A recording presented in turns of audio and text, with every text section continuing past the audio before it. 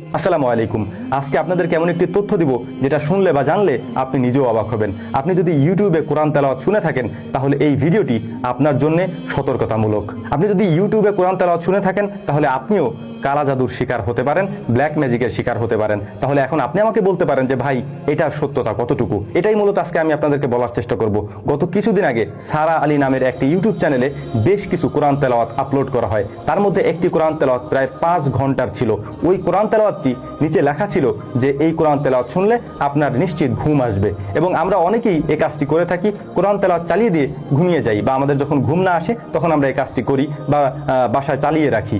এই ক্ষেত্রে যে বিষয়টি হয়েছে সেইটা হচ্ছে, এই কোরআন তেলাওয়াতটি যখন আরবি এক্সপার্টরা রিসার্চ করেছিল এবং তারা যখন এটা সম্পর্কে জানতে পেরেছিল তখন এটাতে অবাক করার মতো কিছু ঘটনা ঘটেছিল। আর সেই ঘটনাগুলি হচ্ছে, এই কোরআন তেলাওয়াতের পিছনে একটি মেয়ের কণ্ঠ শোনা যাচ্ছিল, যা খুবই অবাক করার মতো একটি বিষয় ছিল। এবং যে ভাষাগুলি ইউজ করা হয়েছিল ওই ভাষাগুলি শুনে অনেকেই অবাক হয়েছেন, যে ভাষাগুলি কালা জাদু বা ব্ল্যাক ম্যাজিকের ক্ষেত্রে ব্যবহার করা হয়। ওই ভিডিও দেখার পরে আরবি এক্সপার্টরা আরও জানিয়েছিলেন এই ভিডিওতে স্পষ্টতই কোরআন তেলাওয়াতের ক্ষেত্রে অনেকগুলি আয়াতকে উলট পালট করা হয়েছে এবং ঘুরিয়ে দেওয়া হয়েছে।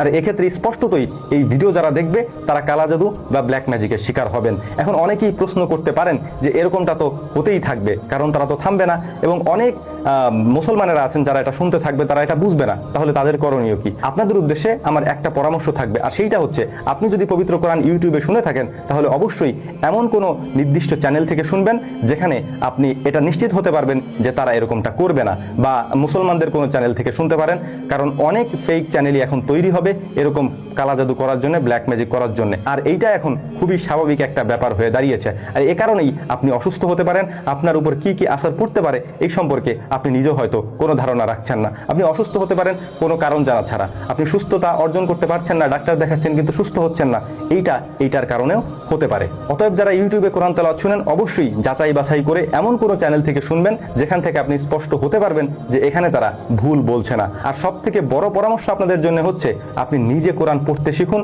নিজে কোরআন রিসার্চ করতে শিখুন এবং নিজে কোরআনের অর্থ করতে শিখুন। তাহলে আপনি এই ধোঁকার মধ্যে পড়বেন না ইনশাআল্লাহ। এখন এই বিষয়টি আপনাদেরকে আমি আবারও বলার চেষ্টা করতেছি, সবাইকে সতর্ক করছি, যারা পবিত্র কোরআন ইউটিউব থেকে শুনেন এবং সেখান থেকে শুনে শুনে হয়তো রাতে কেউ ঘুমানোর সময় চালিয়ে রাখেন, অথবা কেউ হাঁটতেছেন চলতেছেন কানের ভিতরের মধ্যে ইয়ারফোন দিয়ে রাখছেন, এভাবে যারা শুনেন তাদের জন্য একটা সতর্কতা। সেইটা হচ্ছে, আমি আবারও বলছি, আবারও রিপিট করছি, নির্দিষ্ট এবং অথেন্টিক এমন কোনো জায়গা থেকে আপনি শুনবেন যেটা একেবারে 100% পিওর, যেখানে কোনো জিনিস মিলানোর কোনো সুযোগ থাকে না। যেমন হারামাইন শরীফের তেলাওয়াত আপনি শুনতে পারেন, এবং সৌদি আরবের আব্দুর রহমান সুদাইসের তেলাওয়াত আপনি শুনতে পারেন।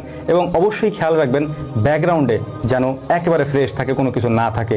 এই বিষয়গুলি খুব সতর্কতার সাথে শোনার চেষ্টা করবেন, কারণ আপনি যদি এর দ্বারা ব্ল্যাক ম্যাজিকে আক্রান্ত হন তাহলে এটা থেকে বেরিয়ে আসতে আপনার যুগ যুগ লেগে যেতে পারে, আপনি নাও বেরিয়ে আসতে পারেন। এটা এমন একটা কঠিন জিনিস।